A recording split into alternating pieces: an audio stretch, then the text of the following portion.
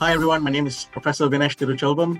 I'm currently the Chief Innovation and Enterprise Officer for Asia Pacific University of Technology and Innovation. I have had many stints in the university. My current role allows me to also manage 7 innovation and research centers along the lines of emerging technologies. And one of it is actually my own AI studio at the university. It's a very important topic to date. I'm very humbled to be part of this panel, which I'm moderating at the global conference organized by IERP.